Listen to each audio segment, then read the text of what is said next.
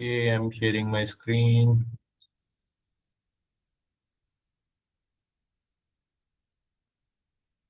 Okay. Now, we started with some uh, structure and declaration of variables and all those things that we have done till here. Okay. So let's see where we are right now. So that's how you open your developer console. And not control over your classes. This demo class we have here. Okay. Now, for now, seeing some questions were asked, so that's why I printed something. But we'll be seeing how we are doing it. Okay, how we are printing and all those things. So what we discussed right now, access modifier. Okay, in the class declaration. Okay, here class keyword, and as I told you, some result keyword are there. Class is one of those. Okay, same way these access modifiers are also having these public, private, and global. Those are also reserved. Whatever is used by Apex, okay, uh, those are all declare. Those basically reserved keyword. Okay, you cannot use those names as variable names. Okay, any of the variable names. So that's what you need to remember. Now, here we have discussed how to declare a class, okay, how to declare and initialize class level variables, okay. Now, after that, we have declared a method and put some body here, okay. So just for the sake of seeing this local level or method level variables, okay, and we have seen the scope as well, where these variables are accessed and where these variables are accessed. So just to reiterate, these variables can be accessed in any of the method of this class, correct? Because these are class level variables. Okay. And whatever variable that you are declaring inside any of the method, that can be accessed inside the method.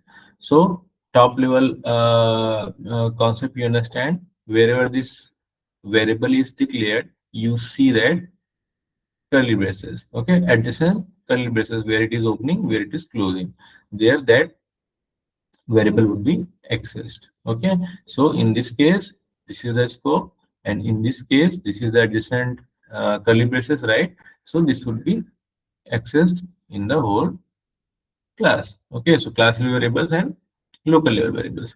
So for now you understand like that. Later you'll be having very you can say regular idea that you won't be forgetting it. Okay, now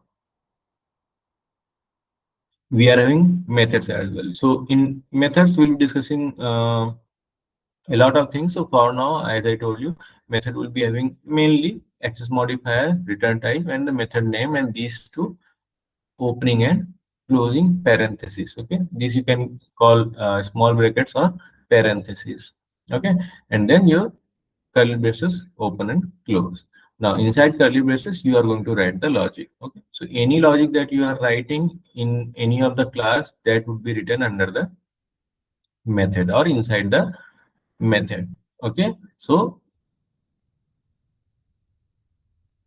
declaration of variables you can do at the class level, but logic, if any logic that you are going to write, that you will be writing in any of the method.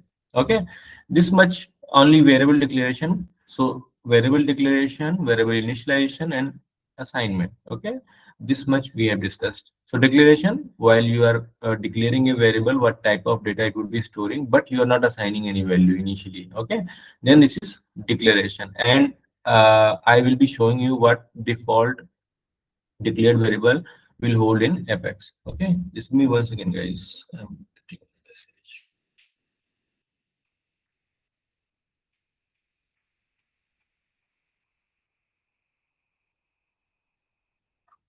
Okay. Okay, guys. So declaration, though for those who have not joined, you just see the older class. But anyway, you will get the recording. Okay. But anyway, I'm just reiterating. Okay.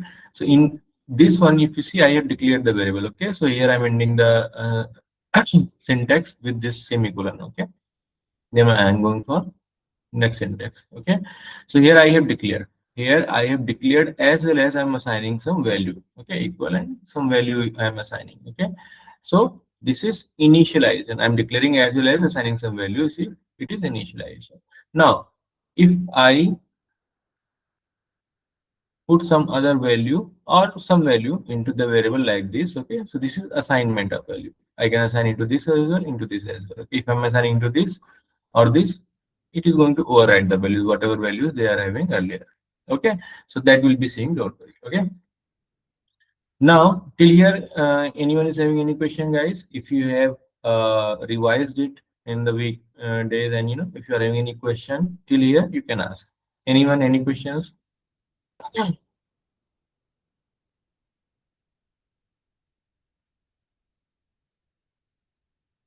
Okay, so here you see we are having two methods. Okay, and one class declaration, two class level variables, one local level variables, and some syntax here we are having. Okay, debugging all those. I'll tell you what this is. Okay, but let me see first what we are having here. Mhm. Uh, okay, methods. Okay, now let's discuss a little bit about methods. Okay, and then we'll discuss about static keyword as well. But first, we'll show you how to call the method, how to execute it actually here in Apex. Okay, because in any language, if you're writing something as code, you get to execute that also. Okay, now in methods, just like in variable, if you are having class level variable, even though if you don't mention this access modifier, it will take directly or default as private. Okay, same thing with method also. Access modifier. Okay, in methods, let me see if I have document on that.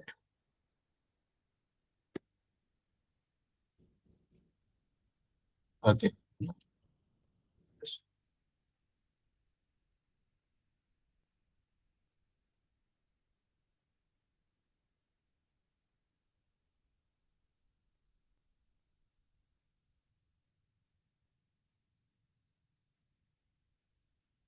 okay, this document I already have told you that last time you'll be getting all the documents in the drive. Okay, so this is the document that you have to refer to understand the structure of the class. Okay, now let me see, static keyword we'll discuss. Okay. Mm,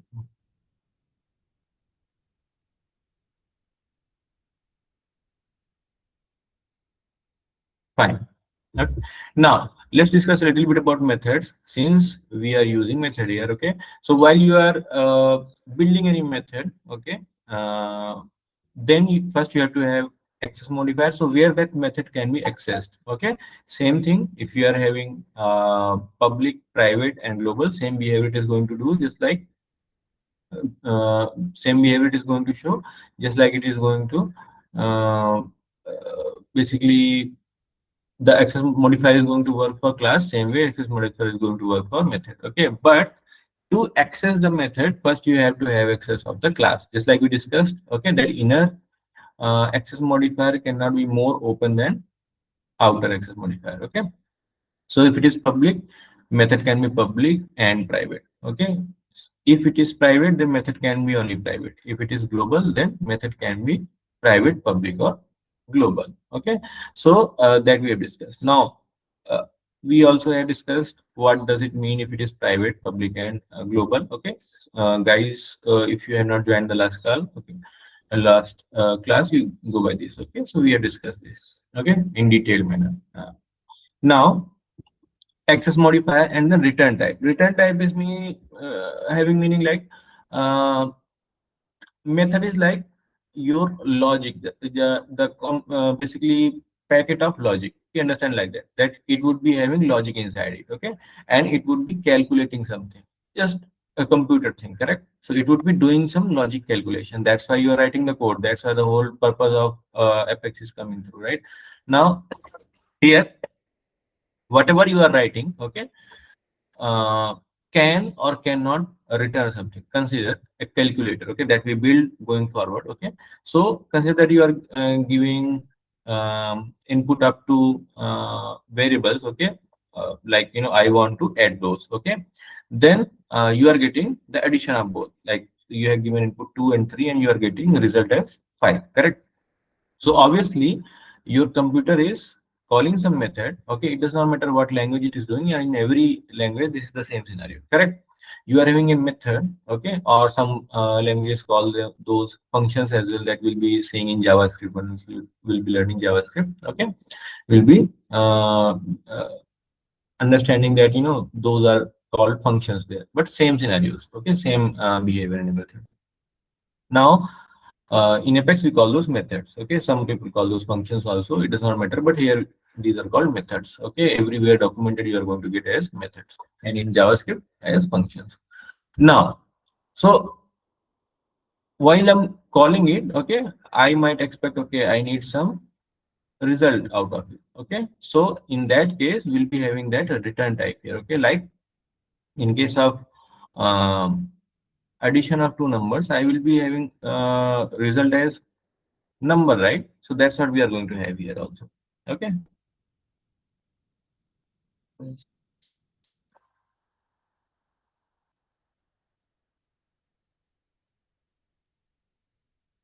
Okay.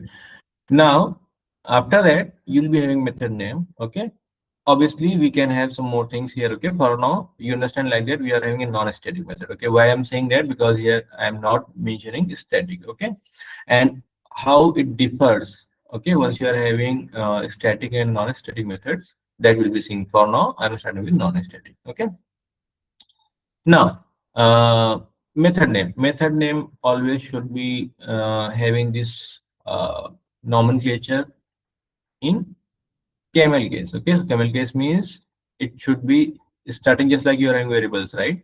It should be starting from a small letter, and all the spaces should be removed, and the first letter after the space should be capitalized. Okay, that's how it is camel case. Okay, so how camel case is like you are having I am okay, like this. Okay, then conversion of this into camel case would be I am, am okay.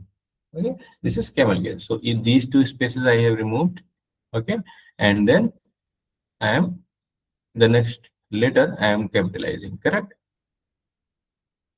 So that is the camel case. So how it was earlier, like example method. Okay, now in camel case it would be converting first letter small letter. Okay, uh, then example and space, since you have removed space, and then you are having next as capital.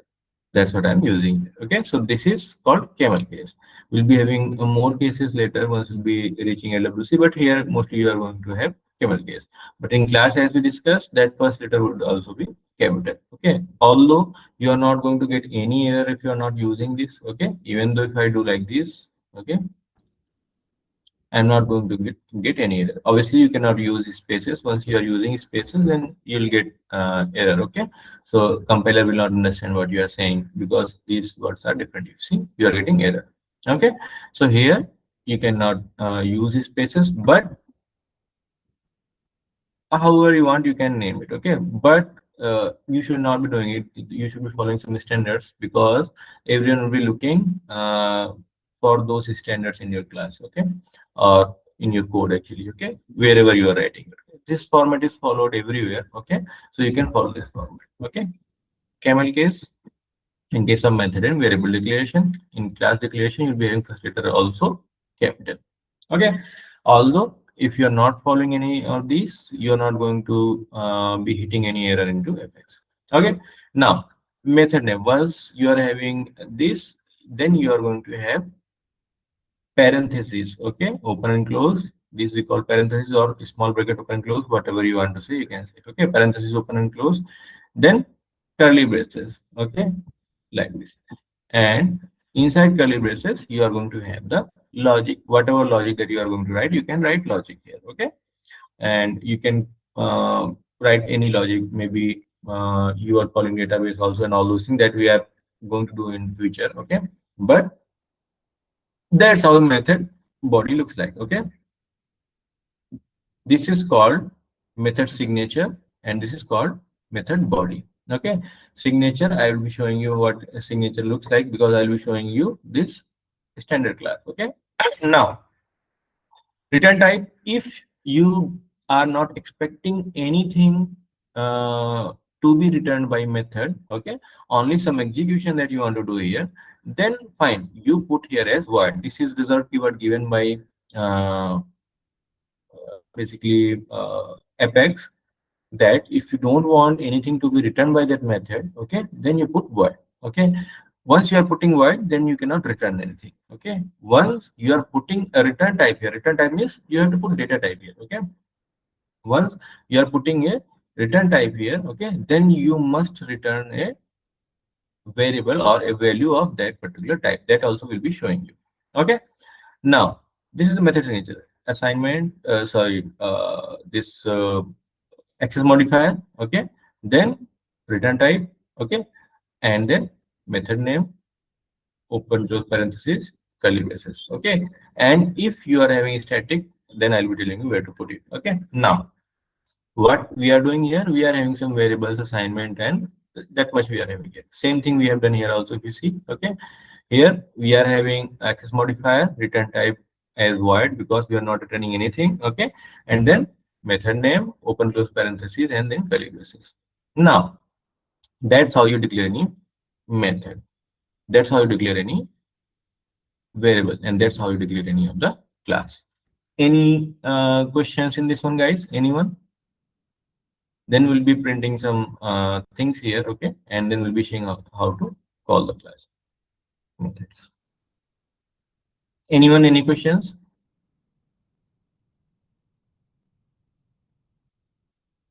Okay, now to understand that how to call any of the method. Okay, so in any of the class you can call methods, and those methods would be executing. Okay, so once you are executing those methods, okay, the logic inside the method would be executed. If you are having a return type, it would be giving return, otherwise whatever you are putting here, that would be executed. Okay, so for that, what you have to do, you have to go to open execute anonymous window. Okay, and what is the short keys for that? Control E. Okay, you click that, and that's how it is going to open.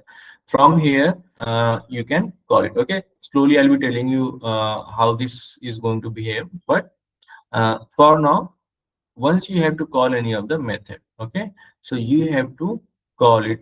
If it is non-static, obviously it is non-static. Once it is static, I'll tell you what it is more easy there. So right now I'm taking this non-static method, then later I'll be telling you static keyword as well. Okay, now if you have to call this method or this method, okay, then you can call this method by this class. Okay, so directly by this class, you cannot call this because this is non-static method. So if you're calling it this, you'll be calling this like demo class dot. Okay, then method or variables, both you can call, but both are non-static right now. Okay, so if I'm calling like this, okay, now once you're calling method, then you have to put parentheses open and close. Once you're calling variables, I'll show you how. Okay, then it does not matter, you have to just put variable name. Okay, then parentheses are not required. Okay, even though if you're putting parentheses, it will throw error.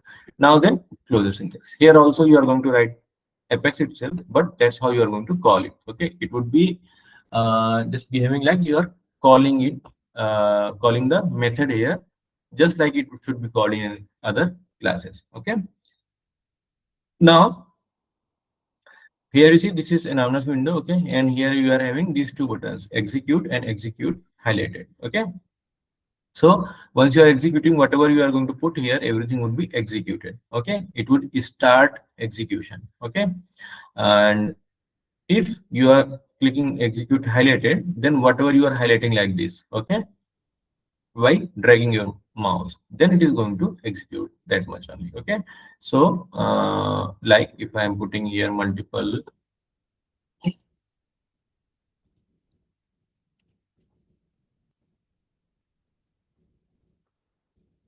multiple lines and I want to execute only this one, okay, then I will be doing like this. Okay, if I want to execute all, then I can do like this, just execute it or this. Okay, so this is same thing, you'll be doing this a lot. Okay, now once you are clicking this open log, then immediately after execution is finished, the log would be open, but I won't be clicking it. I will show you where the log is generated and how you open it once you are not clicking it. Okay, for now we are expecting error. Okay, so here also you can comment, I'm just commenting it. Okay, and I'm executing it. Okay, let's see what happens.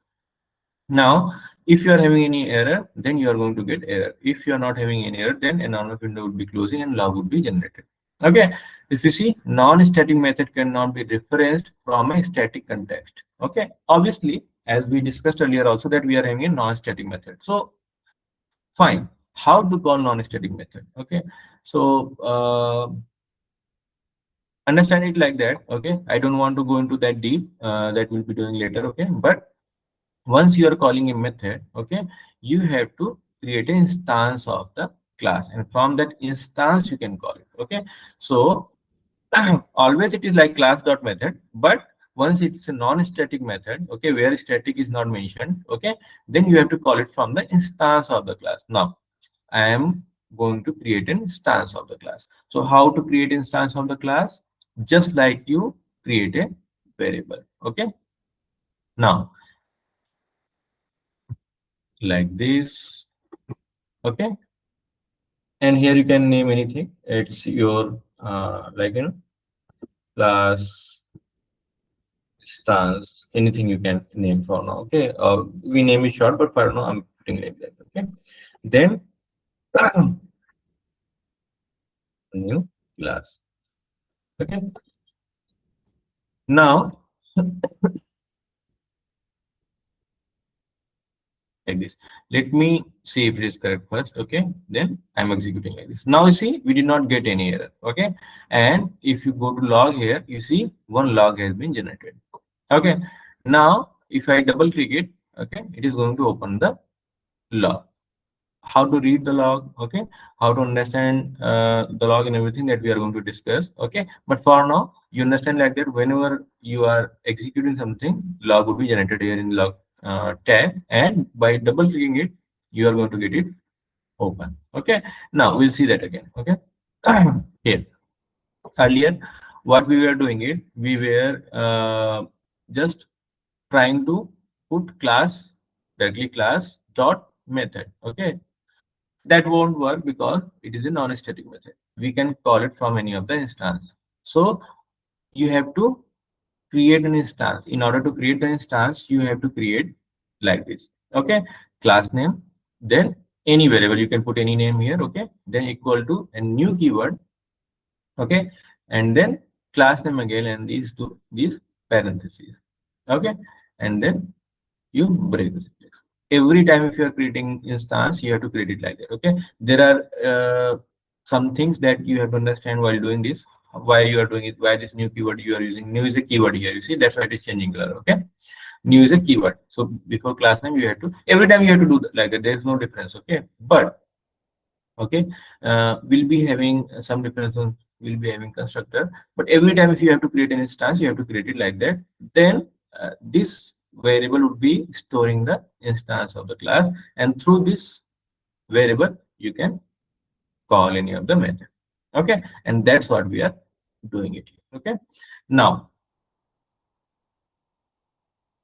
in this one, okay, why we are using this new keyword. Okay, and its class is also a custom data type. Okay, all these things we learn once we move forward. Okay, for now you understand like that. Every time if you have to create instance of any of the class, okay, you just do like that. Okay, class variable name equal to new keyword class, and then parentheses, and then close the syntax. Okay, and then instead of from that class dot method, you have to call instance dot method every time, and same way you can do instance dot variables as well. Okay, that also I'm going to do. For now this instance creation is clear, guys, or any question on this one, anyone? Or even if you can ask if why we are doing it. Okay, I don't want to go that deep right now because anyway we are going to discuss it further in future. But if you want right now to be discussed, anyone you can ask. Okay, if you think that you have any dependency. Yeah. Abhi, is this a reserved keyword class instance? No, no, no. It's a variable name. You can name anything. You can name it Okay. like this, CLS. Okay. Then you have to use this instance. This is a variable. I'm wherever I'm saying variable. Variable, Okay. obviously by the name itself, it is clear, right? It's a variable, correct? Okay. You can Okay. name anything. I told you already, right? But this class name, this is going to be same. Whatever class instance you want to create, okay? That class name, then your variable, okay? Then equal to Okay. new keyword and then your class name again and then parentheses and then this, okay? Every time. And now you understand that your class is stored in this one. You understand like that. Exactly, Okay. it is not like that. Your class is not stored. An instance is stored. Okay, a new object is stored. But I don't want you to trouble with all those things. Anyway, we are going to discuss it over the hoops. Okay. So here now you consider that this is your class for now. Okay, you Okay. understand like that. So for now, you can access everything just like you understand it is your class. So class dot variable, class dot method, anything you can do, correct? Okay. But directly class name you cannot use. Okay, you have to create instance. Once you have created instance, okay, then now through that from that instance you can call it, correct? Okay. Hmm. So this is a variable. You can name anything, even though if you want to name like C. Now again, if I execute, correct, no problem. Now second log is generated, success, correct. Any other questions, guys? Anyone? Okay. So now what I am doing, I am executing again and again, but we are not able to verify anything. Okay. For now that we have to see.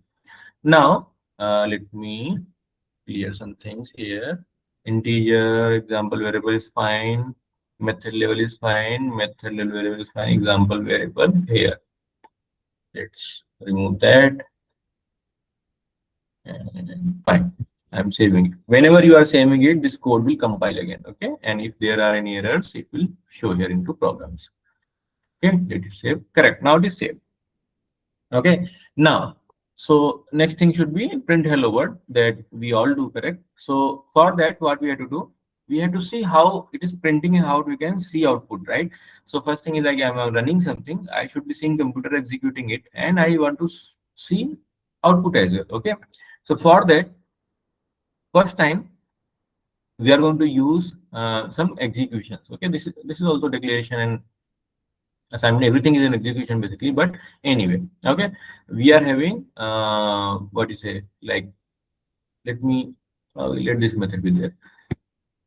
Some system classes, okay, or pre-existing classes. Now these classes we are building. Okay, you are getting some pre-existing classes as well. Okay, those you can use. You don't have to write logic every time for that. Okay, and where we are going to get that, obviously we'll be using some of those, and you are going to get some of all of those documented in developer guide. Okay, so you google it, developer guide, back Salesforce, anything you can say. Okay, now directly open it. Here you are having developer guide. Okay, now you see lot of sections and everything are there. From here itself you are going to refer everything inside your Apex. Okay, obviously a lot of other tools are there, AI is there and everything. Okay, you do that, don't worry. But the original source of truth is this document. Okay, Apex developer guide. Okay, now here you see writing Apex, you open that. Okay, I'll go from here anywhere, same thing. Okay, we did this and just see how things are. Even though if you don't understand everything, it does not matter. Okay, because anyway we are going to cover it. But you have to come here and see. Okay, now you see data types and variables. So obviously we are also going to learn data types and variables. We are learning about variables right now. Okay, and since we are learning about variables, obviously data type came up. Okay, but for now we are going to discuss string and integer, and later all the primitives and non-primitive data types. Okay, so same way if you see, you are going to find here also, right? Data types, you see primitive data types. Once you are clicking it here, you see all the primitive data types are there. Boolean, date, time, decimal, double, id, integer, long. Integer we have used, right? You see, that's how you declare. The documentation of Salesforce is top notch, guys. Okay, so uh, try to browse a little bit. Okay, so here you have to, this is one of the assignment, guys. Okay, you have to come here and you have to see, okay, and what they are exactly saying. I also will be providing you document, don't worry about that. Okay, but how much documentation is there here, it is not possible for me to give you all the documentation. Anyway, I have to teach you to come here. Okay, there is no password, there is no login required, nothing. Okay, come here, visit it and see. Okay, then you are having long object string. I will be explaining everything, don't worry. All the important things I will be explaining, but you come here and see. Okay, all you see primitive types, everything correct. Now after that, if you are seeing collection, that anyway I'm going to discuss it. Okay, control flow statement, then no classes. Here you see, in Apex you are having some classes, interfaces, keywords. Keywords, remember, right? Annotations will be coming here. Okay, classes and casting. Classes, let's see. Okay, so you see, class variable, class methods. Okay, construction, access modifiers, all things we are discussing slowly, right? Now, okay, I did not want to open it, but anyway.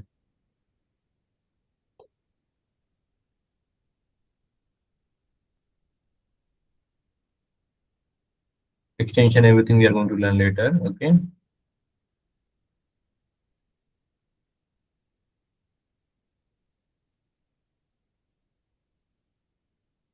if someone is confused, you can see differences between Apex classes and Java classes. You read about it. Okay, if you want. Naming conventions, right? Just like we discussed. Where is that? Naming conventions. Okay, you see. Okay, how you should be naming in all those. You see, everything is going to document documented here. Okay. Now what I want to show you is uh,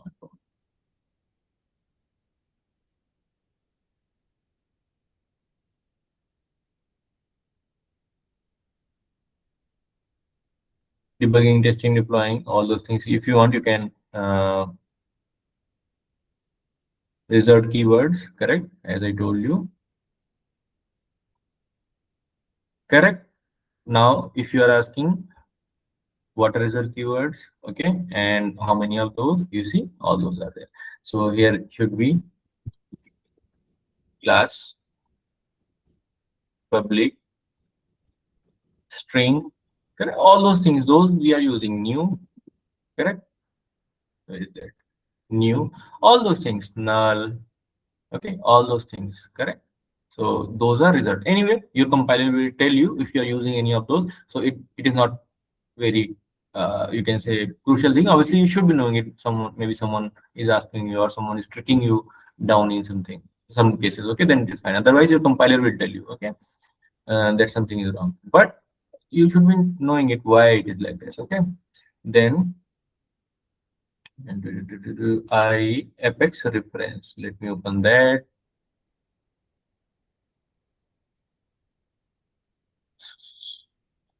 Reference guide. Right now I'm navigating you, but you don't have to do it. Okay, directly you Google it, it will give you that link. Okay, but anyway, we come here. Okay, see now in this one,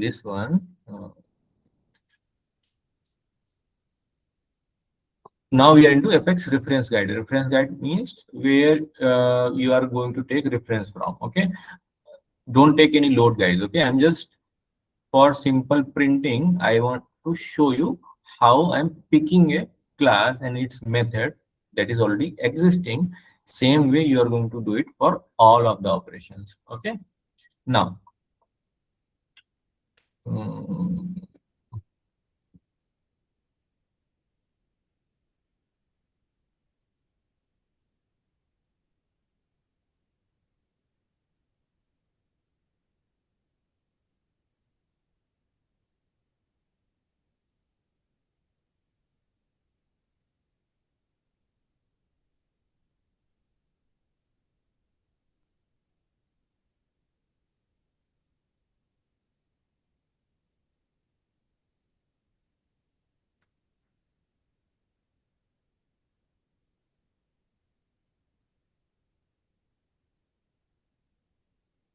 Okay. Now left side you see guys, where my cursor is. Here you see a lot of classes are there, correct? Security class, search class, set class, okay, string class. Now here comes system class. Okay. Now what are all these classes? These are pre-existing classes, just like we are building a class, correct? Here, same way, along with this apex, you can say package as whole language package. Okay, Salesforce already have these classes so that you don't have to write the logic. Okay, that is already built by Salesforce. Okay, you just use that logic. Okay, so uh, every time you are not going to write algo for that, or you are not going to write that deep level classes and everything. Those are already available. You have to just see the documentation if you can use it. Okay, now the target that we have right now is to uh, print something, correct? So for that, so that way you have to either you google it, or you get your answer from your memory once you are learning it here. Okay, that what class can be used for what purpose. Okay, now for that you have to come here and see why what classes are maintained for that. If you see, we are having system class. Now we are having system methods. Obviously methods are having logic into it, correct?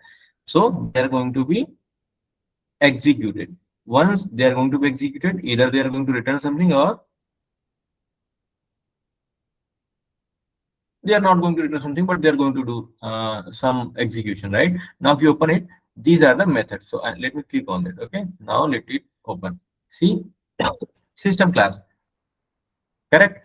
Now these are the methods that those are available. Okay, now you don't worry about that. Okay, so there is a method that is debug. Okay, so you see here it is debug, correct? Let me open that also.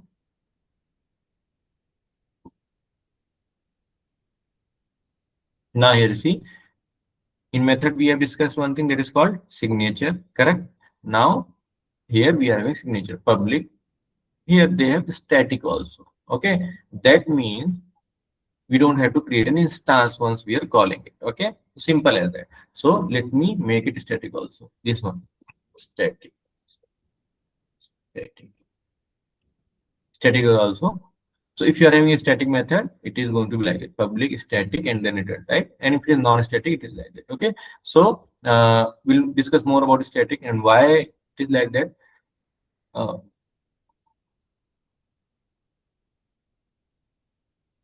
no worries, I don't want to put anything for now. Hmm. Correct. Now I am having static in it, correct? And I'm not having static in it. Okay, so now I'm calling it through this. Okay, and if I have to call a static method, then I'm going to call it like this. Simple as that. Okay, class dot method like this. And since I'm not having anything, this is also commented. Okay, if I want to execute it, I just want to see if I'm not hitting any error. Correct? You see, I did not hit any error. Now, at least this much is clear. Okay, that's how we call static methods, even though variables as well. Okay, we'll be coming there. Don't worry about that. I'm just telling you how we can use it. So this signature of the method is signature of the method will tell you how you can utilize that method. Okay, how you can call it. So it is public, static, void. It is not going to return anything, correct? And then method name, okay? And then what it is going to take input. This is parameterized method. Okay. Now here you can put anything. Object means anything. Don't worry about that. I'll be coming to this again. Okay. I'm just telling you to read this document and to print something. That's it. For all this signature and everything, I'm going to come again. I'm going to discuss about this object. I'm going to discuss about the static again. Okay, how to basically use other methods. Everything we are going to discuss. Just telling you to use this. So once I have to utilize this method, so how we can utilize, just like I'm calling it here, right? Class dot method and then parenthesis. Same way we want to utilize it in our class. Okay, so what is the class right now?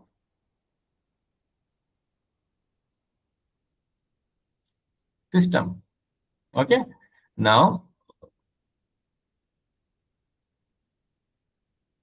okay, that's fine. Debug you seen, na? Name is debug.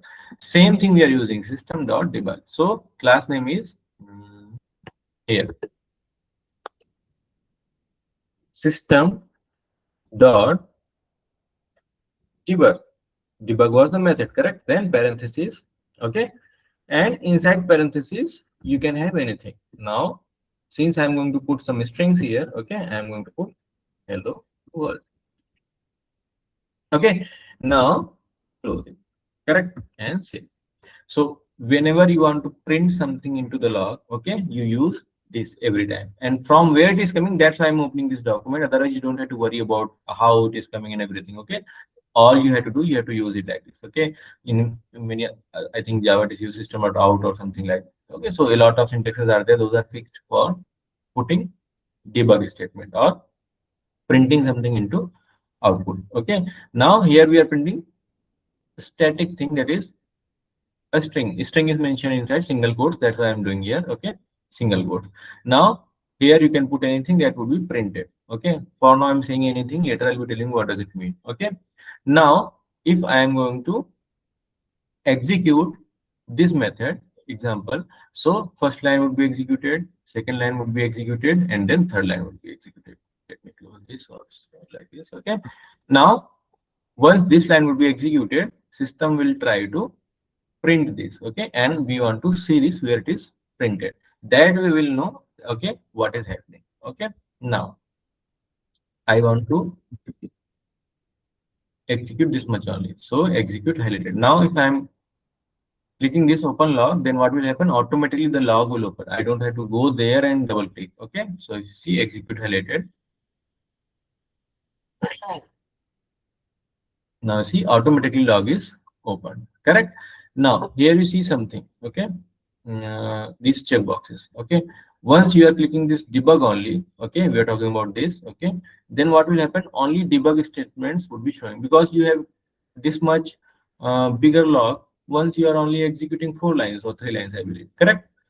Consider that you'll be having a lot of things happening in a single method where you are calling our method or class, whatever. Okay, and then the log would be very big. So that's why you have to uh, put debugs place to place where you can filter out debugs. So this is like going to filter out debugs only. Okay, so see, line number it is telling you what it is, debug and hello world.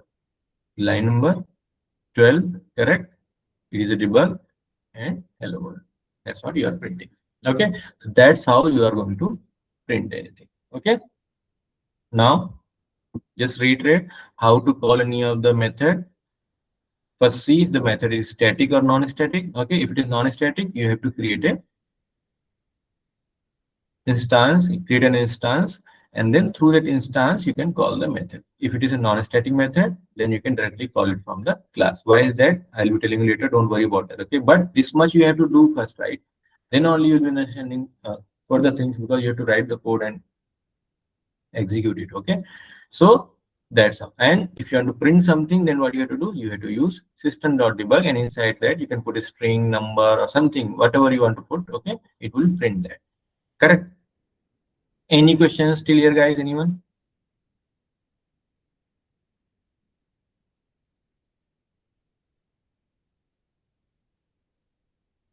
Anyone? Any questions?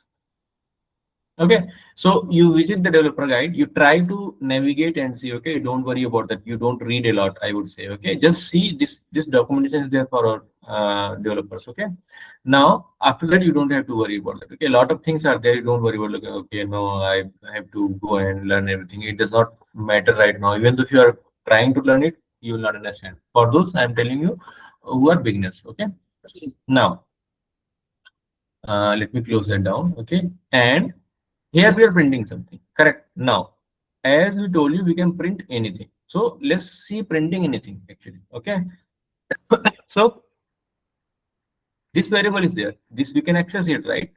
Now let's try to print that and see if I am not providing any value while declaring the variable, neither am I assigning any value later also. Okay, then what value this variable is going to hold? It's very important for beginners. I'm telling you guys. All others are who are already doing FS, they know that. Okay, now this variable I'm printing here. Okay, now let's save that. Closing this, and now again I am executing same. Okay, let's execute it.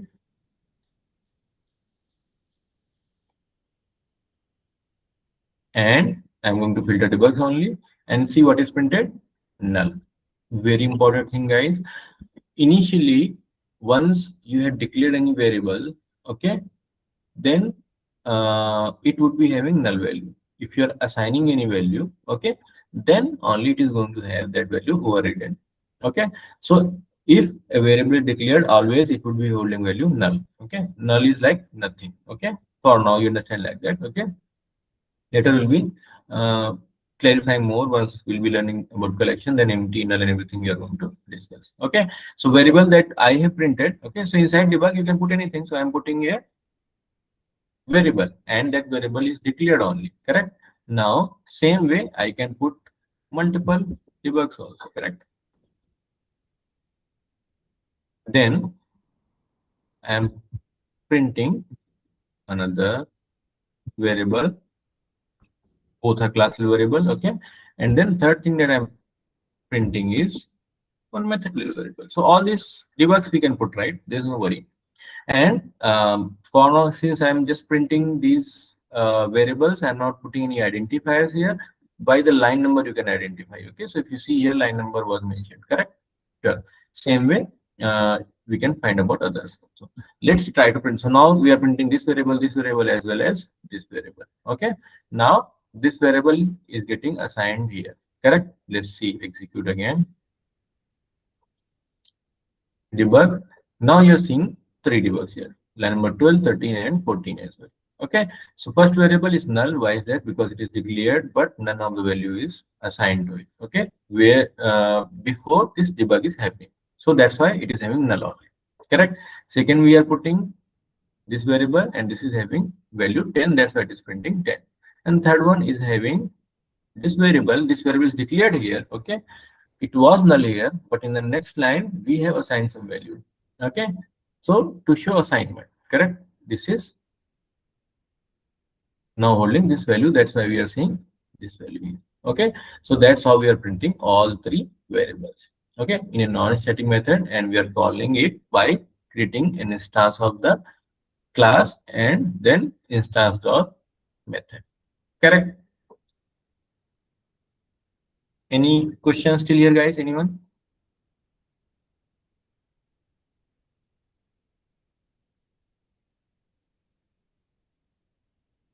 Okay, now about this variable, these are class variables, right? Now we are accessing methods, so can we access class variables as well? Yes, we can. Okay, these variables are also non-static because in these variables we can mention static as well. I'll show you. Okay, I'll tell you how we got error here. Okay, and what does that mean, because since we mentioned static. Okay, all these things we are going to see now. uh, while I'm executing this method, before that I want to assign some value into it. Okay, and then I want to see what it is going to print here. Okay, so for that what you have to do, you have to access this variable. And how you can access this variable? Just like you are accessing method, correct, through the instance, because this is also non-static. Correct, static also can be mentioned here. Okay, now simple c dot variable name. Now we have access of the variable because from the instance I'm having the variable. I can assign some value. So in this variable, from anonymous window. Okay, and then like this. This is assignment we are doing, right? This is the variable and we are assigning this value. Correct. Now what is happening? First instance is created. Now this variable is assigned with a value. Okay. Now then this is executed, this line executed, this. Now wherever this variable is printed, we should be seeing this value because this time it is not having none. First, this value is assigned because here also line by line it is going to execute, right? So this value is assigned. Let's see that. Execute. And if you see here, see, now it is having from anonymous value. Correct? Same way we can do for other variables as well. Like,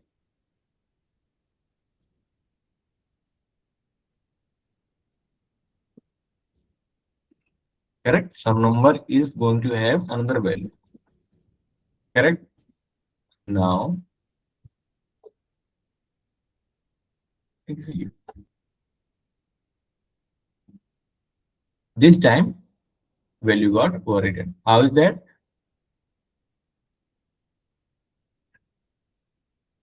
Instance created, variable accessed, variable being assigned with some value, then variable accessed, variable assigned with some value. So now earlier value was 10, now overwritten value is this one. Then this method is being executed. Okay. Now this line would be executed, this line would be executed, and this. Now at that time, these two variables are having this value, that's why those are printing that. Now this we cannot access like that because this is a local level variable. So outside the method anyway, it is not going to be accessed. Correct?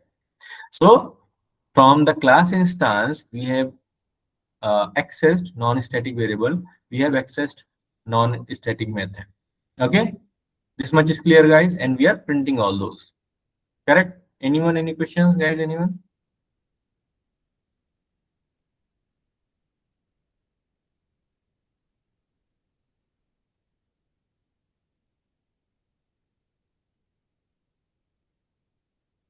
Okay.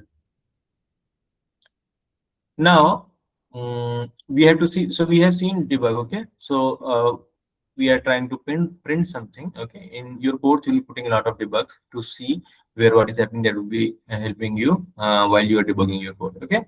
That's why it is called debug. Okay, now we are doing all these things. Now we have to understand about static as well. Okay, what is static, and why it is different from creating instance or non-static entities. Okay, so for that I have this keyword, this document. Okay, where you are having static keyword mention. What does it mean? Okay, now if you see here in Apex or other object-oriented languages as well, static keyword is used to indicate that a method, variable, or block. Okay, so block I'm not telling you right now, but anyway, variable method you understand like that. Okay, block will be telling you later what it is. Okay, belongs to the class itself rather than to instance of the class. Okay, now what is different between instance and the class itself? Consider just for one example, I'm telling you that I am opening this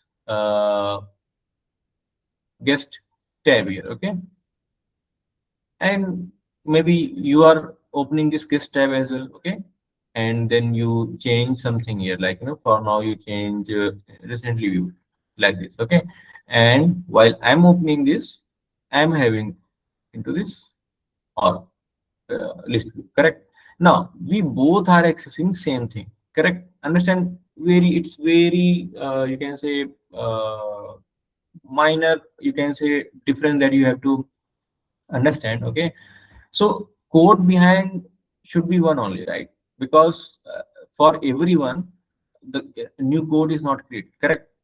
So while I'm having that, consider two pages, like like this. Okay, duplicate same page I'm having guest open here, I'm having guest open here, but I'm having this recently viewed. Correct? Now you understand like that. Same thing we are accessing here. Correct? And uh, even though there's difference, right? Or more clearly, if I go to into this record 005, I'm going to go 005 only here. Okay, we both are into this record. Correct?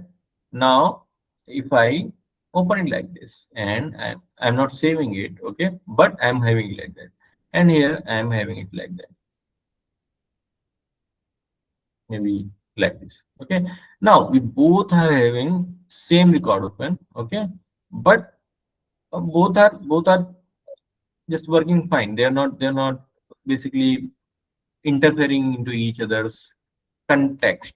Okay, now you understand like that. So we are both doing fine. Okay, that is different thing. Once we are hitting database, okay, then what value is going to save? Whatever is first, if I save this one, then I save this one, then last value would be showing, right? That is another thing. So that is because single database is there, right? Now, but we both are opening something and we are both able to do our work, right? How it is done? Because if consider a third person is coming here, they are also opening it, okay? Then every time a new code is not created, correct? Now he or she is just seeing the record. Here we both are trying to edit with different values, okay? All that we are able to do with the same code itself, okay? So the code behind it is same, but somehow it is working for all three, okay? And how is that working? Then it is like for every, you can say, execution, you understand, like that for every execution the code creates an instance, okay? So your instance is not going to be interfering with my instance, okay? So that's why if I am executing this method for me, correct, then it is going to run in a different context, and if you are also running the same method, then it is going to run in different context, okay? Now, if we both are hitting same database, that is different thing. Like, whoever is overriding last, that value is going to be shown, just like I told you. So that we are going to learn in database actions, not a problem. But we both can access this method. Okay, maybe I am passing this value here, you are passing another value there, right? But at the same time we are executing. Then is the system is going to show you some error? No. Why? Because a new instance for both of us is going to be created, and I am calling this.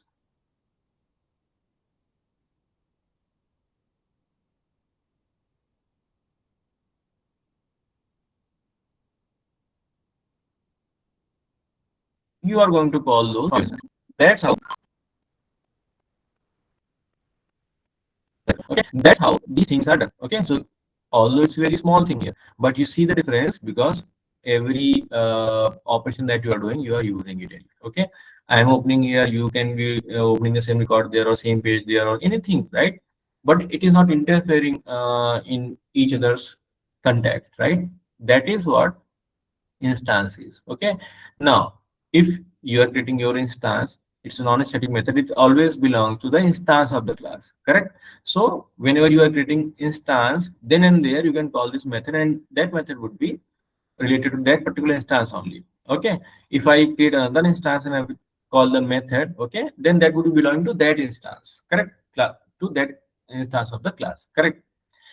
Now if you are having static, then this method would be belonging to all of the instances, or you can say directly to the class.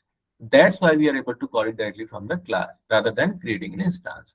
Okay, if I call it as c dot some method, because some method is static, correct, then I would be thrown error. You see? Oh, okay, fine. This and this. Ah,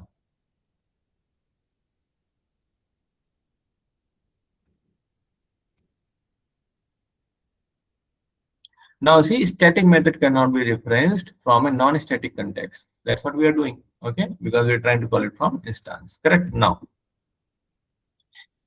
that's what this document is also saying. If a method or variable is declared as static, okay, then it belongs to all of the instances, or you can say from the class directly, okay? Now, you see, class level association. When you declare a method or variable as a static, it belongs to the class itself, okay, not to any particular object or instance of the class, okay? So it belongs to the class, okay? From any of the instance, okay? If you want to call any of the non-static method, non-static variable, that is fine, okay? Once you are having a static method or variable, then you have to call it from class directly, okay? This means you can call a static method or access a static variable without creating an object of the class. Object of the class means like this same instance of the class or object of the class, you can say, correct? So you don't have to create, okay? That's what it is saying. And same example here also, you see this variable, this is the method, and that's how you call it. Where is that? That's how you call it. That is fine. We are already doing that. Okay. Now you see, shared across all the instances. That's what I was saying. Now, if it is belonging to the class directly, if it is static, then it belongs to all of the instances. Correct. So static variables are shared across all instances of the class. If you change the value of a static variable, that change is reflected across all instances of the class. Now you understand that. Okay, if a static variable is there, correct, and you have instance created somewhere, okay, then that particular variable would be shared into that instance also.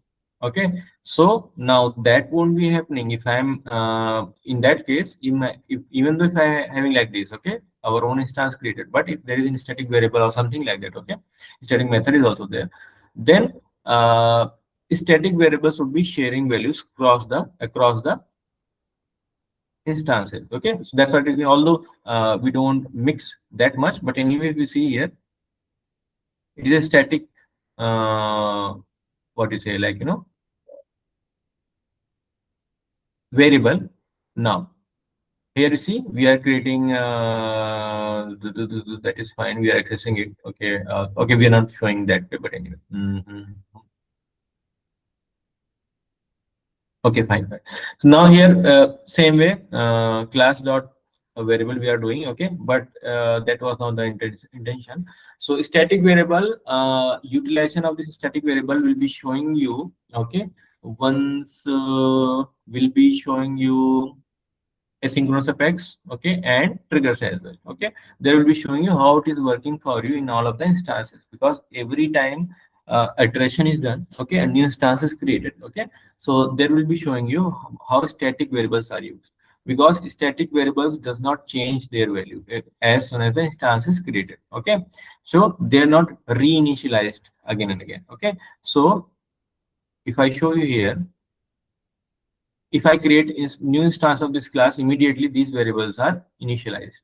Okay, but if there is a static variable, okay, it would not be reinitialized with the creation of instance. It would be storing its original value. Now this is very important because we need that context. Okay, so every time we don't want every value to be reset wherever the instance is created. Okay, so there we use static variable. You don't have to worry about that. Okay, it is just simple example. Okay, now we are having a static method here.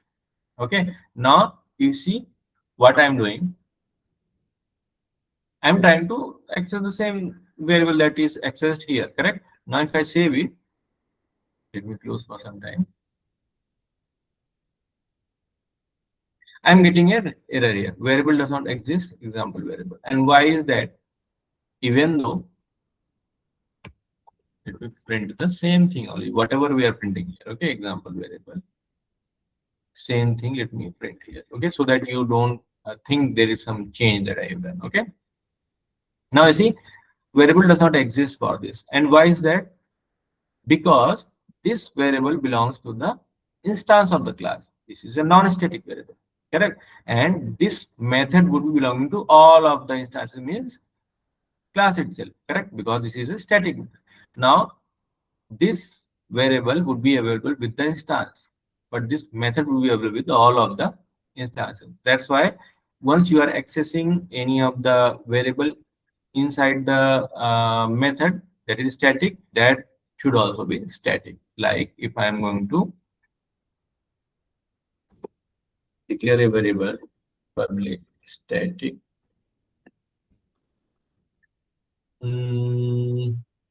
string is also fine. Okay, variable, or can say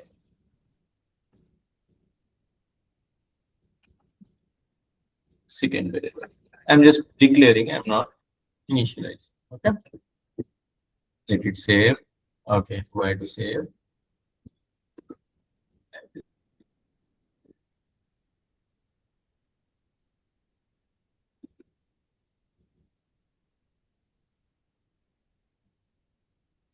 Correct.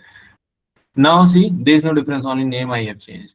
Okay, now I'm printing that, but I'm not getting here. So always understand, if method is static, then variables that you are going to use inside that would be static. I'm talking about class variables. Whatever you are going to declare inside the method, that does not have any impact, because here you cannot declare static, non-static, right? This is always going to be accessed inside the method, correct?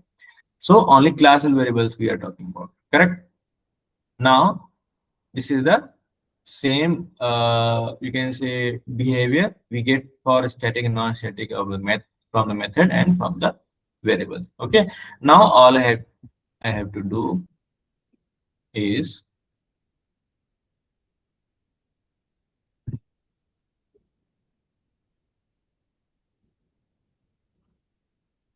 dot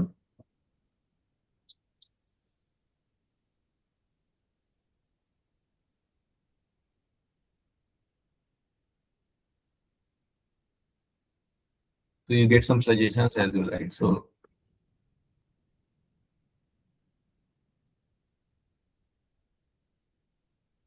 not getting correct. Evidence those are not correct. Okay.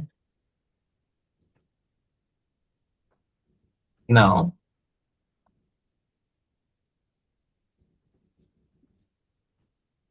like this. Okay. And both we are calling from class. Execute it. And same as the variable. Correct. So that much difference is there. Okay. And where actually we are going to use static variables in a strategic, you can say, way, that will be telling you. Okay.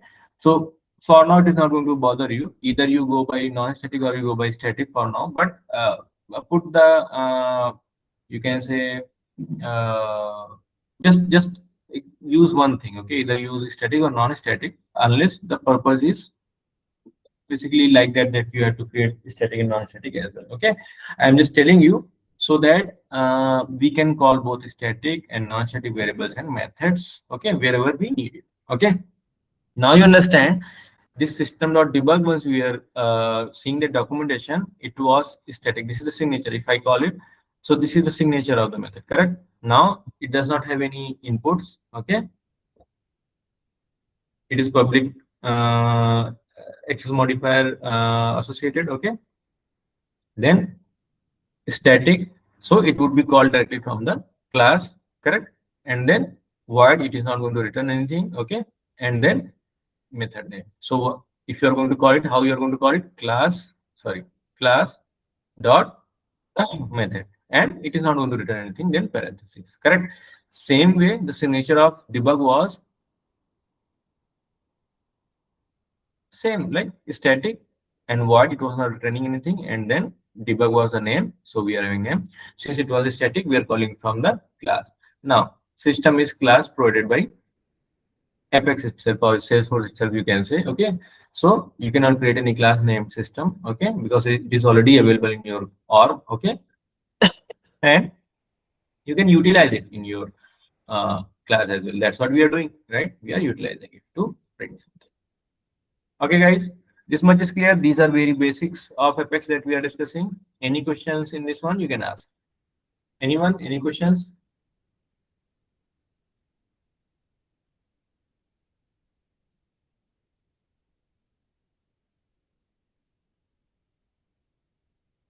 Okay. Now, let me see in index what we can discuss further. We have printed all the variables. Okay, those are declared, not initialized also, and then overridden variables also. Everything we have printed. Okay, see, same thing. Okay, so at last it is going to check, okay, at the current time where you are printing it, what value that particular variable is having. Okay, so if it is overridden later, then it is fine. If it is not overridden, it is having null value. Okay, only declared null value. Then if it is having a sign, then sign value. Okay. Now after that we are having data type, but okay,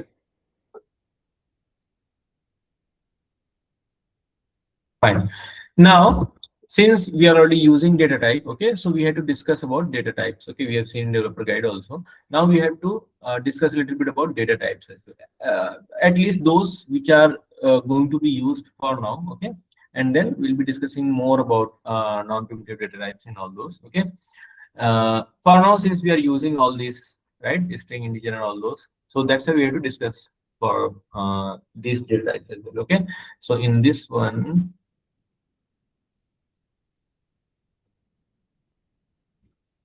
this document that I'm having, guys. Okay.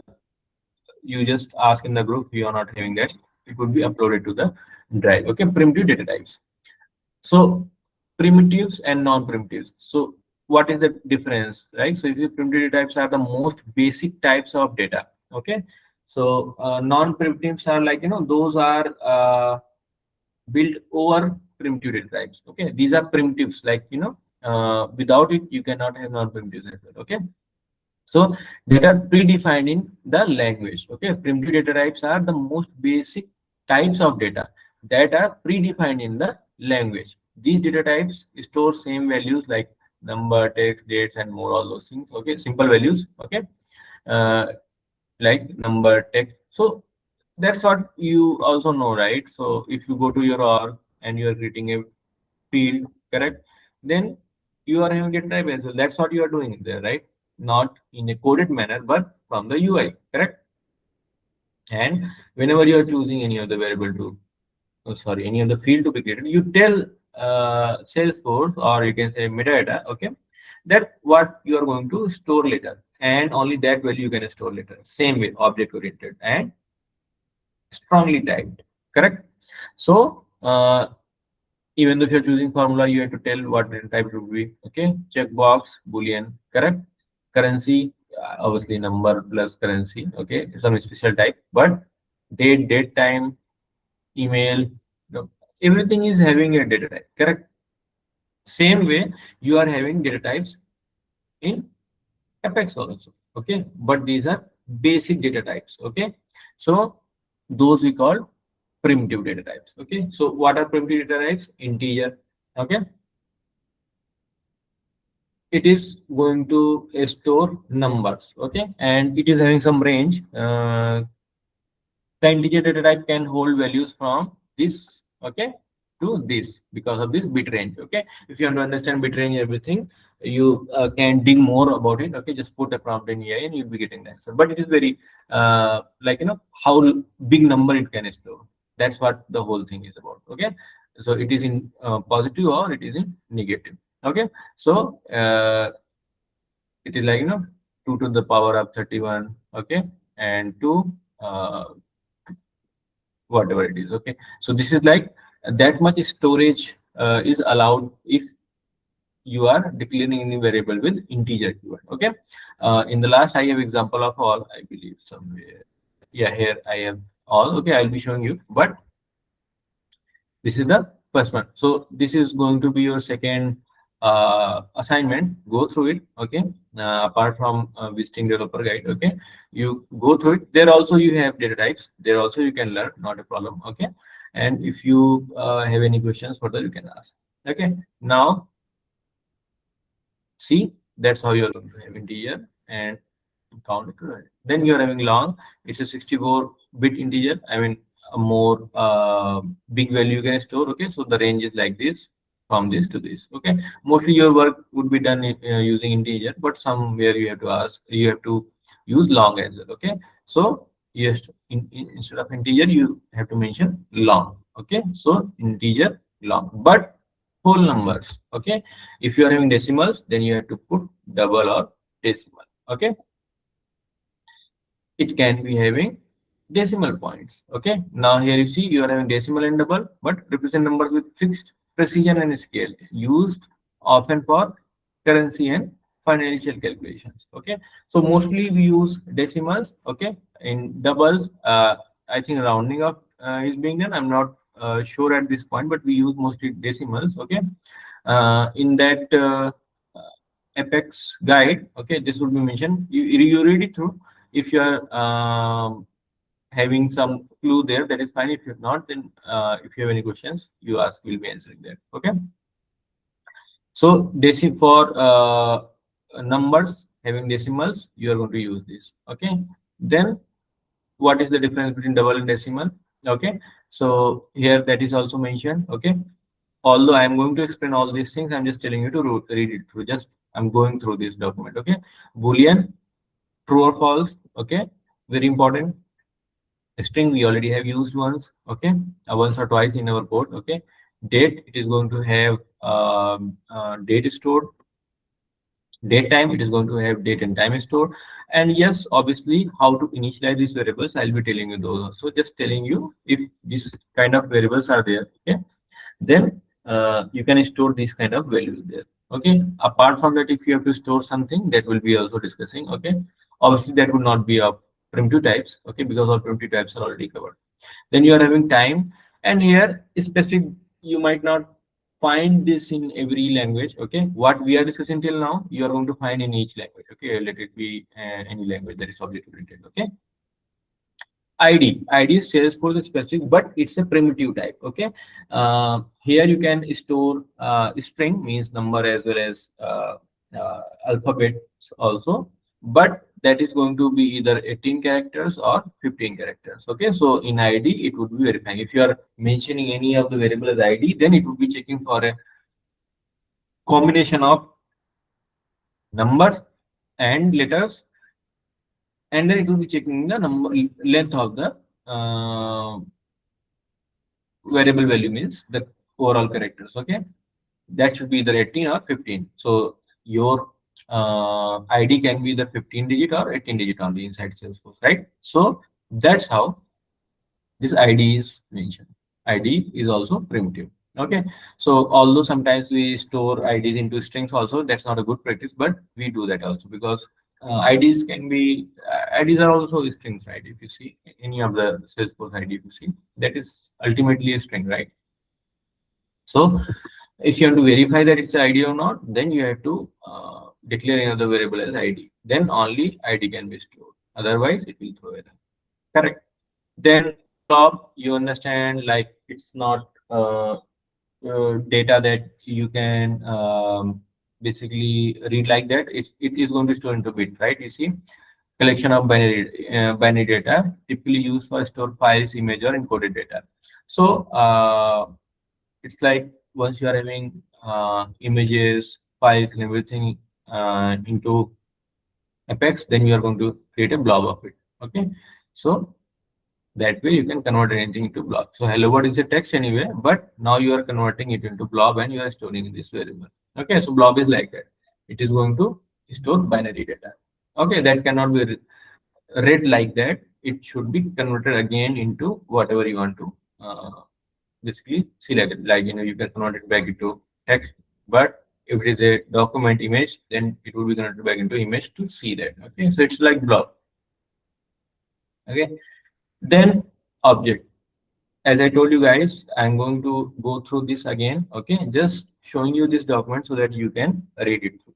Okay, now object, we are going to spend a little bit time here. What is object type? Okay, object is like every type, you can say. Okay, so okay, I'll show you signature later where it was mentioned object type. Okay, like represent a generic reference to any data type or object. It is the base class for all data type in Apex. Okay, so you see here object, if you are mentioning any variable as object, then you can store anything. Like here we are having number, and if I object,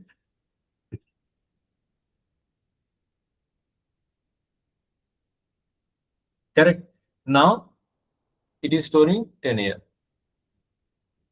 Like, yes, someone is asking anything.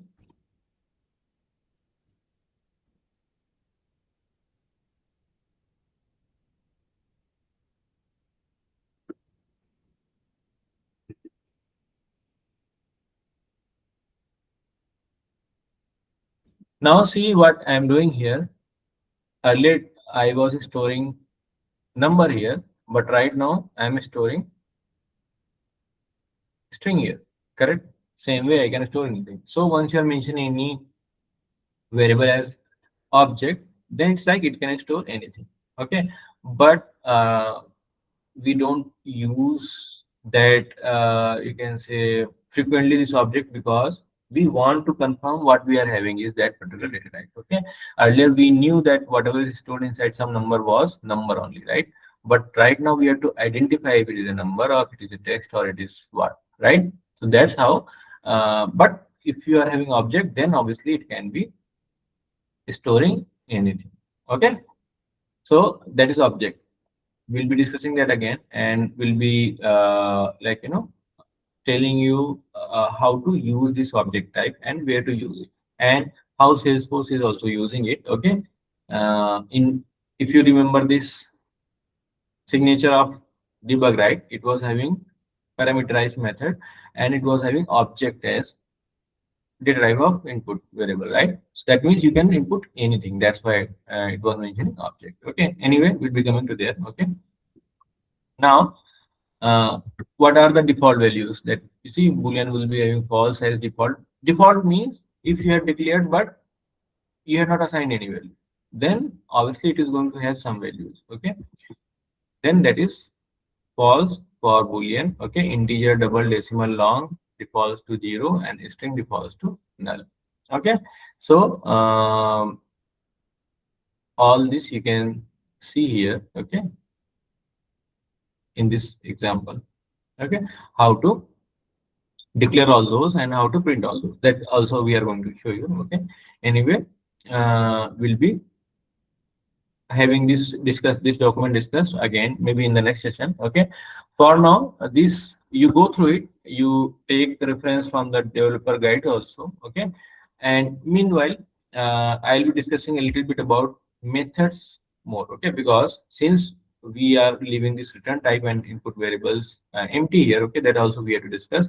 This data type you guys take as assignment for now. Okay, read through and see if, because these are very basic, you can say, things that we are discussing right now. Okay, so data type is very basic, you're already aware of it in admin part. Okay, to try to understand this document. Okay, and then we'll be discussing it again once more. Okay, so that time it will take less time because you're already being through it. Okay, now any questions till here, guys?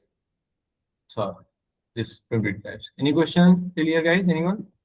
Yeah, in this code, I have a doubt. Like, can you please just explain after that string method where?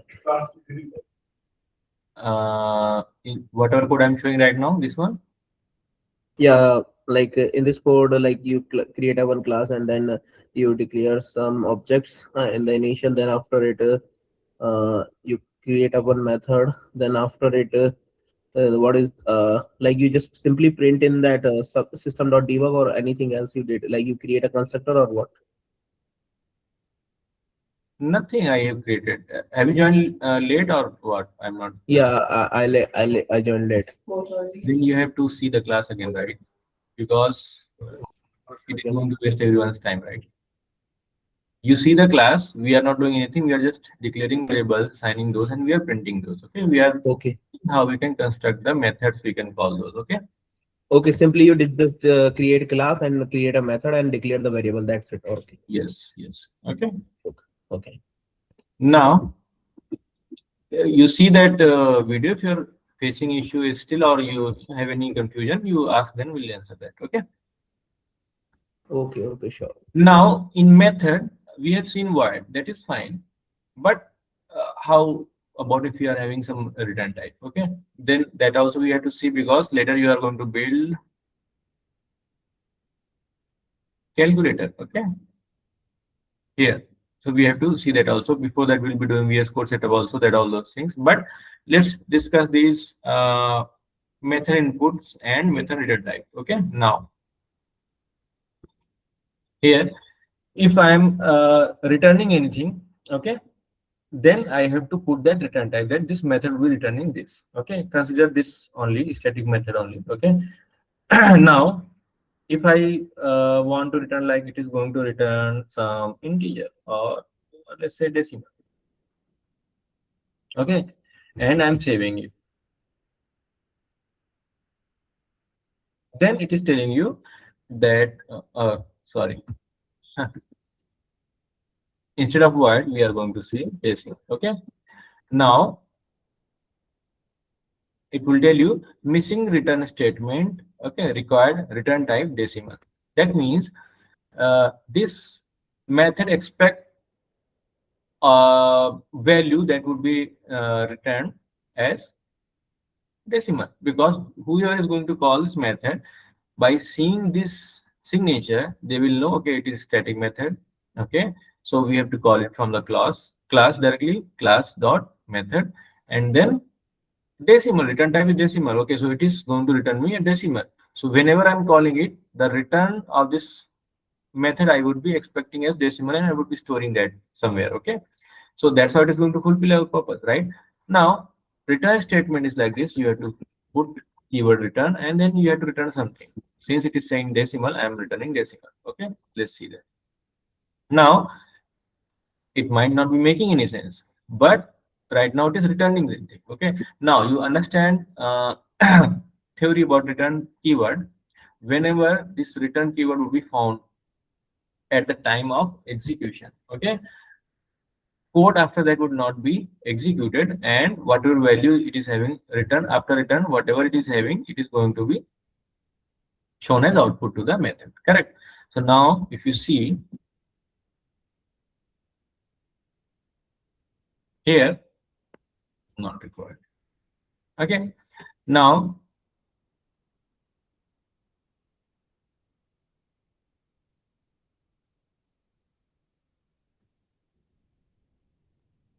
while I'm calling this method, okay, I am expecting this method to return a decimal number. Okay, so I am going to store that into a decimal number. So if this statement is going to return something that is as decimal, then I have to store it somewhere, right, in my variable. Now in this one, I am going to store whatever this is going to return. Correct. And because if I'm storing somewhere, like, if I'm storing into string, okay, then what will happen? You see, illegal assignment from decimal to string, right? Correct. This is going to return me a string. Sorry, a decimal. Correct. So I have to go decimal here. Okay. Now this is going to assign decimal. But how would I know that what is assigned here? So we'll simply print.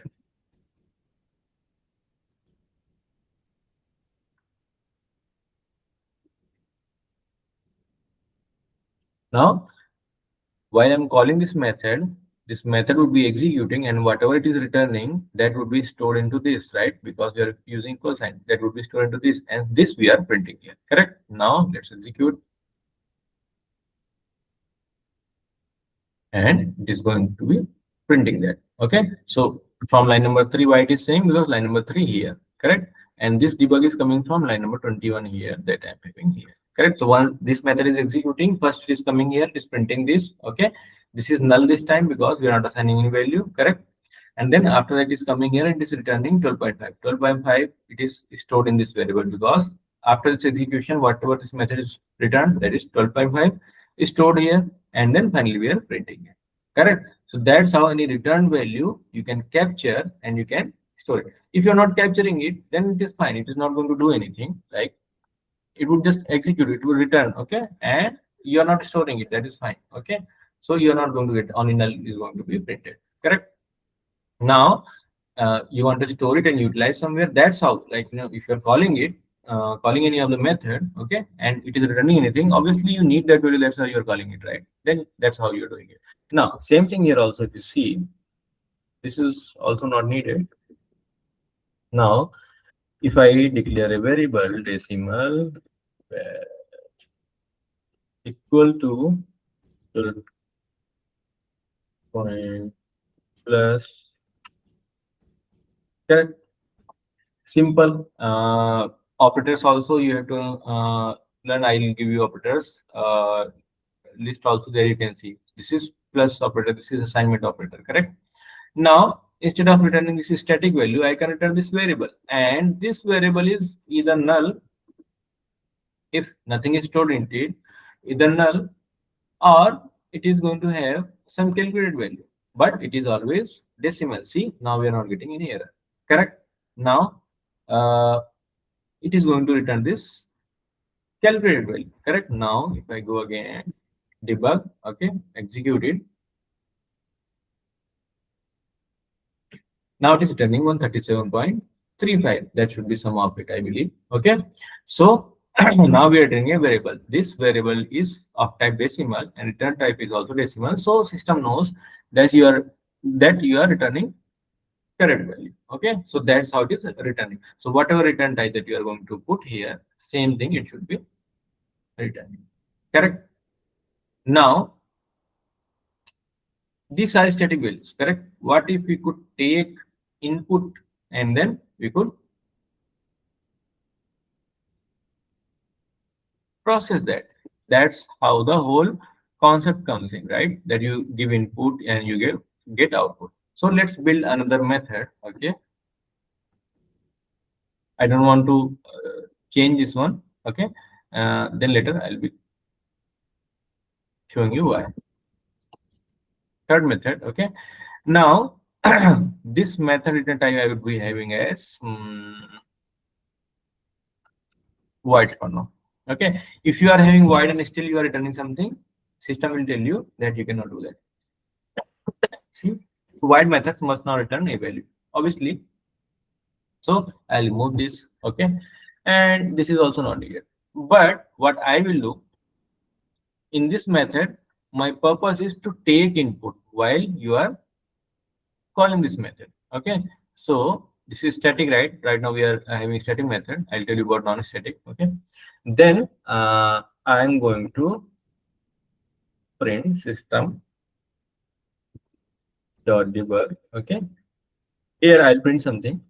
But if I want to take input, like while I'm calling this method, I want to give one input as well. Okay, so that variable, that input variable that I have to declare here. Okay, string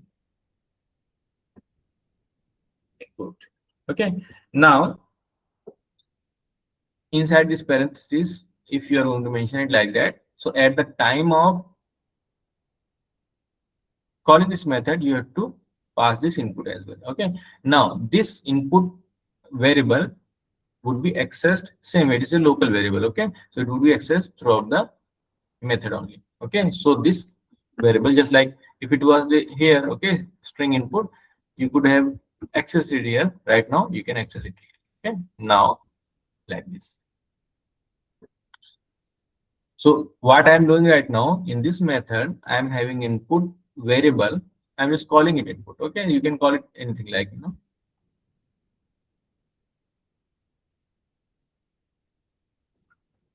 like this only. Okay, so that you're not confusing with like this input. Okay, so this is variable only. So variable, how you declare? Data type variable. Same way you are having data type variable. Okay, but here you have to declare. Okay, and then same I am printing. Correct. Now if I'm calling this third method, okay, then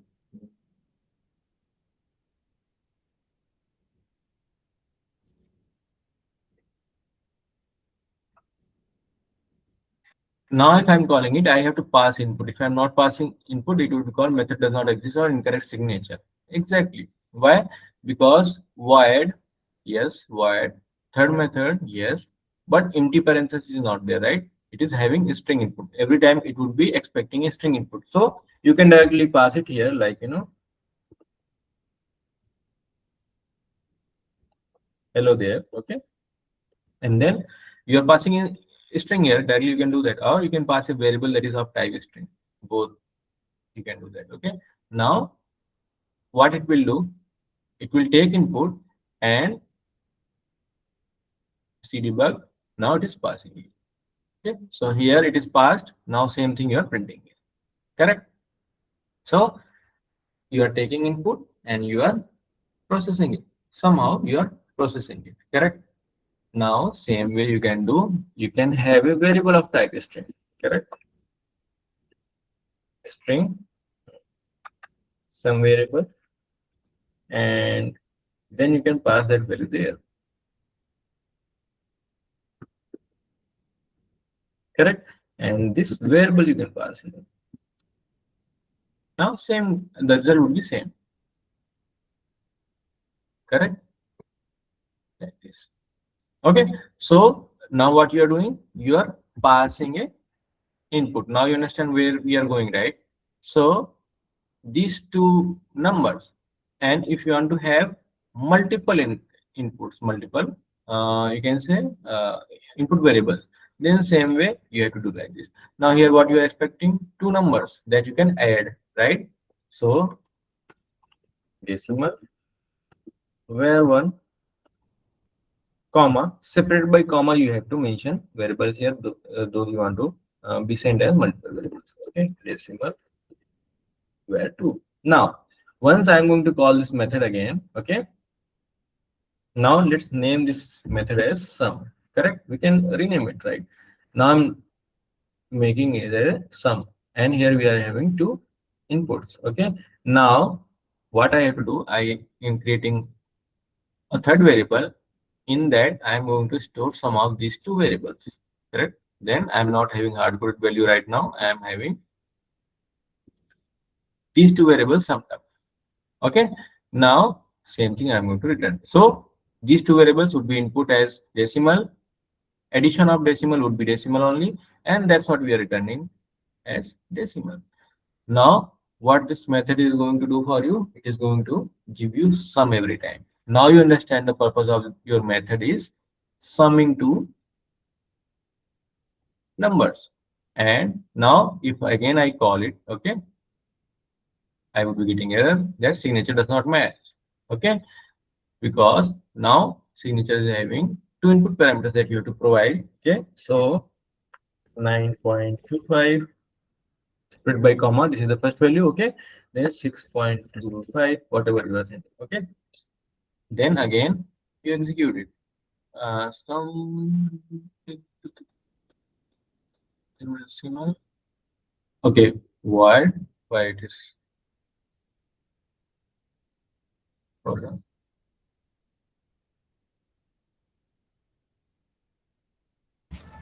It's where and you have mentioned my where.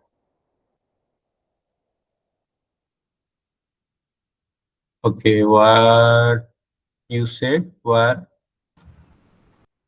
On the code line number 21, decimal equal to where. But on anonymous window, you are mentioning it as my where. Will that make any difference? No, that is correct. In this, we don't have any issue. Okay. Demo class. Okay, fine. You see that now I am putting here second method. Okay, but the method name we have changed as exactly it is telling you correct now that there is no method like this second method, right? The method name we have changed to sum, correct, like this. So demo class dot sum. That's right. Okay, this is your variable here. Okay, in this anonymous window is totally different from your class. Okay, so it does not matter.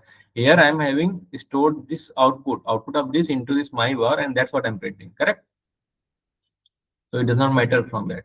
Now this what I was having, this method name I have not changed here. I have changed here, but I have not changed here, right? That's why I was getting it. Now if I execute it and you get debug, and here you are getting 15.475. Okay, now easily you can give input of any two variables. Okay, and you can get output. Now your method is doing some work, correct? That's what the purpose of the method.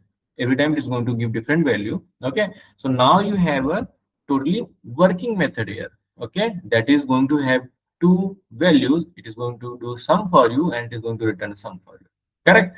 Now at least one purpose we are solving here. Using this technique only, you are going to create a calculator later. Okay, if you want, you can initiate a calculator, but I'm just telling you that's how the purpose is. Okay, so now return type what? Because wherever you are going to call some method from demo class, okay, it is going to sum it and give result to you. Okay, that's why we are having return type as well. So you know that, okay, I have a method that does sum of two numbers that we are going to give. Okay, so all we have to do, call that method, give two numbers, and it will provide us sum. Okay, that's what the whole purpose is of any method. Okay, it is having execution. Okay, and it is going to process, and then it is going to provide result.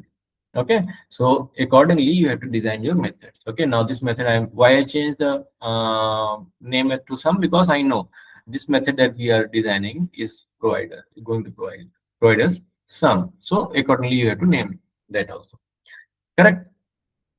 So same way we'll be proceeding further on this. Okay, assignment you guys are having as first you have to visit developer guide. Okay, there you see primitive data types, and you compare that with our document also that we are providing on primitive data types. Okay, then you call some of the you call some of the methods here, you create those and you call some of the methods, see the signatures. Okay, you can see some methods there also in developer guide. Okay, and then later I mean we'll be moving further in the next session. What we are going to do, we'll be setting up VS Code. Okay, and then after that we'll show you how you can basically access VS Code using CLI. Access your org through VS Code using CLI. Okay, how you can create and edit classes there. Okay, and then we'll be leaving VS Code for some time, and then we'll be doing our learning here in the developer console for now. Then later till LWC we'll be doing here. Okay, then we'll be building calculator logic. Okay, although you can initiate building it, since I have covered return statement and parameterized method, all I have to cover is constructor. Okay, so we'll be covering that also. Okay, so this much you have in your hand to revise till here, guys. Okay, then we'll be moving forward in that in the next session. Okay, any questions, guys? Anyone? Whatever document that you think that you don't have access to, just ping in the group and you'll be uploading it. Okay, any questions, guys? Anyone? Let me stop recording then.